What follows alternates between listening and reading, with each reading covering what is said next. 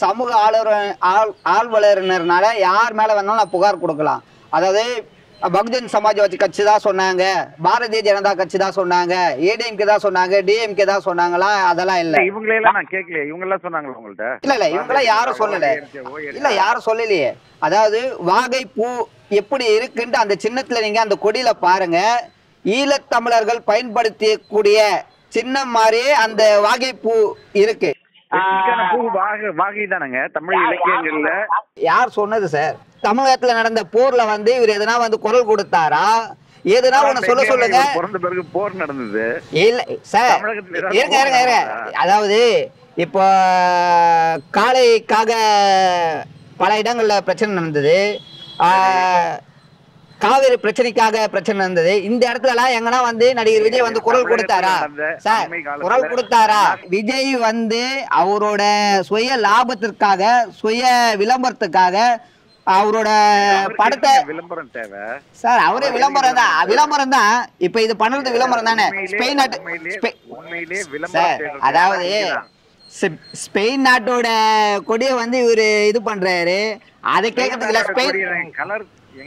ஆமா சார், கலரை பயன்படுத்த கூடாது. இப்ப ஸ்பெயின் நாட்டு எவ்வளவு பெரிய அவதூறு இது. இத போய் நீங்க கமிஷனர் ஆபீஸ்ல கம்ப்ளைண்ட் கொடுத்ததே உங்களுடைய அறியாமை தானே? இல்லையே, நான் ஸ்பெயின் நாட்டுக்கு தான் நான் இது போட்டுக்கிறேனே சார். ஸ்பெயின் நாட்டுக்கு போட்டுக்கிறேன், தேர்தல் ஆணையத்துக்கு புகார் போட்டு இருக்கிறேன். நான் வெறும் கமிஷனர் ஆபீஸ்க்குள்ள புகார் போடல. யார் மேல நான் போடல சொல்லுங்க. எல்லா அமைச்சர் மேலேயும் போட்டுக்கிறேன், எல்லா எம்எல்ஏ மேலும் போட்டுக்கிறேன், எல்லா அரசு அதிகாரி மேலேயும் போட்டுக்கிறேன். அதான் சார் சமூக ஆர்வலர். இவங்கதான் அவங்க தான், நான் குறிப்பிட்டுலாம் சொல்லலை. நான் எல்லா கட்சிக்கும் நான் எதிரானவன். நான் வணக்கம் மிஸ்டர் செல்வம். நீங்க இப்போ கமிஷனர் அலுவலகத்துல ஒரு கம்ப்ளைண்ட் கொடுத்துருக்கீங்க. என்ன கம்ப்ளைண்ட்? அந்த கம்ப்ளைண்ட் பத்தி சொல்லுங்க. நேற்று காலை தமிழக வெற்றி கழகத்தின் சார்பாக தனது கட்சியின் கொடியை நடிகர் விஜய் அவர்கள் அறிமுகம் செய்தார். அந்த அறிமுகத்தில் ஸ்பெயின் நாட்டின் கொடியை அத்துமீறி தவறாக பயன்படுத்தப்பட்டுள்ளது. அதே போல் இலங்கை தமிழர்களுக்கு சின்னமாக விளங்கக்கூடிய பூ சின்னத்தை தவறாக இடம்பெறுவது போல், அதன் காட்சி போல் இடம்பெற்றுள்ளது. பகுஜன் சமாஜ்வாதி கட்சியின் சின்னமான யானை சின்னத்தையும் கேரள மாநிலத்தின் போக்குவரத்து கழகத்தின் சார்பாக அமைக்கப்பட்ட சின்னத்தை தவறாக பயன்படுத்தி உள்ளதாக புகார் அளித்துள்ளோம். இப்ப நீங்க ஸ்பெயின் கொடின்னு சொல்றீங்க. ஸ்பெயின் நாட்டுல இருந்து உங்களுக்கு கம்ப்ளைண்ட் பண்ண சொன்னாங்களா? இல்ல கேரளாவோட டிரான்ஸ்போர்ட் டிபார்ட்மெண்ட்னு சொல்றீங்க, அவங்க கேரளா டிரான்ஸ்போர்ட் டிபார்ட்மெண்ட் உங்களை கம்ப்ளைண்ட் பண்ண சொன்னாங்களா? இல்ல சமாஜ்வாடி கட்சியோட யானை சின்னம் பயன்படுத்துறாங்க, அவங்க யாராவது உங்களை கம்ப்ளைண்ட் பண்ண சொன்னாங்களா? ஸ்பெயின் நாட்டுக்கும் இதுக்கும் இந்த கொடிக்கு நிறம் தானே இருக்கு. ரெண்டாவது இலங்கையோடைய காந்தல் மலரை நீங்க சொல்றீங்க, விடுதலை புலிகளோட காந்தல் மலரை சொல்றீங்க. ஆனா இங்க வச்சிருக்கிறது வாகை பூ தானே. இது எந்த விதத்துல லாஜிக்கே இல்லையா உங்களோட கம்ப்ளைண்ட்? அதாவது வாகை, நான் சமூக ஆர்வலர், சமூக ஆர்வலர்னால யார் மேல வேணாலும் நான் புகார் கொடுக்கலாம். அதாவது பகுஜன் சமாஜ்வாதி கட்சி தான் சொன்னாங்க, பாரதிய ஜனதா கட்சி தான் சொன்னாங்க, ஏடிஎம்கே தான் சொன்னாங்க, டிஎம்கே தான் சொன்னாங்களா? அதெல்லாம் இல்ல. இவங்களெல்லாம் நான் கேட்கல. இவங்க எல்லாம் சொன்னாங்களா உங்கள்ட்ட? இல்ல இவங்க யாரும் சொல்லல. யாரும் சொல்லலையே. அதாவது வாகை பூ எப்படி இருக்குன்னு அந்த சின்னத்துல நீங்க அந்த கொடியில பாருங்க. ஈழத்தமிழர்கள் பயன்படுத்தக்கூடிய சின்னம் மாதிரியே அந்த வாகை பூ இருக்கு. தமிழகத்துடைய மலரும் காந்தல் மலர் தான். இலங்கைக்கு மட்டும்தான் அது சொந்தம் இல்ல. அதுல காந்தல் மலரே பயன்படுத்தப்படல. அதுல வாகை மலர் தானே பயன்படுத்தப்பட்டது. வாகை மலர் தான். அந்த வாகை மலரோட எப்படி இருக்கு பாருங்க. வாகை மலர் அந்த வெற்றி கழகம் பேரை வச்சுக்கிட்டு வாகை பூ வைக்காம வேற எதை வைக்க முடியும்? தமிழக வெற்றி கழகம்னா எவ்வளவு பூ இருக்கு. வாகை தானங்க தமிழ் இலக்கியங்கள்ல. யார் சொன்னது சார்? வாகை சூடி தானே வெற்றி பெற்று வருவாங்க. அப்படிலாம் இல்லையா? அப்படின்னா யானை சின்னத்தை வச்சு நேத்தெல்லாம் பாட்டு போட்டுருந்தாங்க. இவர் எல்லாம் எந்த போர்க்காலத்துல இவர் நின்றாரு, எந்த போர்க்காலத்துல இவர் வென்றாரு, எதுனா தமிழகத்துல நடந்த போர்ல இவர் எதனா குரல் கொடுத்தாரா? பிறந்த பிறகு போர் நடந்தது இல்ல சார். அதாவது இப்போ காளைக்காக பல இடங்கள்ல பிரச்சனை நடந்தது. காவிரி பிரச்சனைக்காக பிரச்சனை இருந்தது. இந்த இடத்துல எல்லாம் எங்கன்னா வந்து நடிகர் விஜய் வந்து தமிழகத்துல நடந்த அண்மை காலத்துல நான் சொல்றேன் ஒரு நிமிஷம் கேளு. தமிழகத்துல நடந்த அண்மை காலத்தில் நடந்த எல்லா போராட்டங்களையும் விஜய் பங்கெடுத்திருக்கிறாரு. அது கூடங்குளம் குரல் கொடுத்தாரா அவங்க விஜய் மக்கள் இயக்கமோ இல்ல விஜய் மக்கள் சார்ந்த நடிகர். நீங்க தமிழ்நாட்டுல தானே இருந்தீங்க?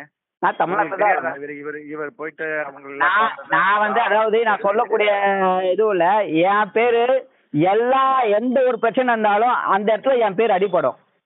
அந்த நான் இருக்கு. அதே மாதிரி விஜய் இருந்தாரா என்னோட கேள்வி அவ்வளவுதான். விஜய் இருந்தாரு, குரல் கொடுத்தாரு, எல்லாத்துக்கும் குரல் கொடுத்தாரு, நாட்டு மக்களுக்காக வந்து பிரச்சனைனா விஜய் வருவாரு அப்படின்ட்டு எதனா நீங்க சொல்லுங்க, நான் ஏத்துக்கிறேன். விஜய் விஜய் வந்து அவரோட சுய லாபத்திற்காக சுய விளம்பரத்துக்காக அவரோட படத்தை விளம்பரம் தேவை சார். அவரோட விளம்பரம் தான். இப்ப இது பண்றது விளம்பரம் தானே. உண்மையிலேயே விளம்பரம். அதாவது ஸ்பெயின் நாட்டோட கொடியை வந்து இவரு இது பண்றாரு. அதை கலர் இந்தியா பயன்படுத்த கூடாது. இப்ப ஸ்பெயின் நாட்டு எவ்வளவு பெரிய அவதூறு இது. ஸ்பெயின் நாட்டு அவதூறு. இந்திய கொடியும் இத்தாலிய கொடியும் கிட்டத்தட்ட நிறங்கள் ஒன்றுதான். அதுக்காக நம்ம என்ன பண்ண முடியும்? ஸ்பெயின் நாட்டுக்கு இல்ல சார். இப்ப ஸ்பெயின் நாட்டுக்கு நான் புகார் கொடுத்திருக்கிறேன். ஸ்பெயின் நாட்டுக்கு அவங்க வந்து புகார் எடுப்பாங்க. அந்த புகார் மேல என்ன எடுக்கிறாங்க நானும் பாப்பேன். அப்படி எடுக்கலன்னா உச்ச நீதிமன்றம் போற வரை நான் விட மாட்டேன் நடிகர் விஜய். கரெக்ட். இப்பதான் நீங்க பாயிண்ட்க்கு வரீங்க. இது வந்து ஒரு சிவில் மேட்டர். தேர்தல் ஆணையம் பார்க்க வேண்டிய விஷயம். நான் சொல்லி முடிச்சேன். இதை போய் நீங்க கமிஷனர் ஆபீஸ்ல கம்ப்ளைண்ட் கொடுத்ததே உங்களுடைய அறியாமை தானே? இல்லையே, நான் ஸ்பெயின் நாட்டுக்கு தான் இது போட்டுக்கிறேனே சார். ஸ்பெயின் நாட்டுக்கு போட்டீங்கன்னா தேர்தல் ஆணையத்துக்கு புகார் போட்டு இருக்கிறேன். நான் வந்து வெறும் கமிஷனர் ஆபீஸ்க்கு தான் புகார் போடல. விஜய் கைது செய்ய சொல்லிருக்கீங்களா? என்ன கம்ப்ளைண்ட் உங்களோட? ஆமா சார். அதாவது விஜய் வந்து ஏற்கனவே தேர்தல் விதிமுறையை மீறி இருக்கிறாரு. அது மேல நடவடிக்கை எடுக்கல. நாடாளுமன்ற தேர்தல்ல ஒரு தேர்தல் வாக்குறுதி பண்ணும் போது 5 பேர் தான் போகணும். சென்னை மாநகராட்சியோ தேர்தல் ஆணையமோ கட்டுப்பாடு விதிக்கப்பட்டுள்ளது. அந்த இடத்துல 2 பேர் போய்கிறாங்க. இப்போ 2012 வந்து உச்ச நீதிமன்றமோ தேர்தல் ஆணையமோ தெளிவாகவே சொல்லிக்கிறாங்க, எந்த ஒரு மிருகமோ எந்த ஒரு விலங்கையோ கொடியாவோ இல்ல சின்னமாகவோ பயன்படுத்தக்கூடாது அப்படின்ட்டு சொல்லியிருக்கிறாங்க. இது தேர்தல் விதிமுறை. இதை வந்து நாட்டு மக்களை வந்து ஏமாற்றுறதுக்காகவும் அவரோட சுய விளம்பரத்துக்காகவும் இவர் வந்து இது பண்றாரு. இவர் மேல வந்து நடவடிக்கை எடுக்கணும் அப்படின்னு சொல்லி நான் கொடுத்துருக்கிறேன்.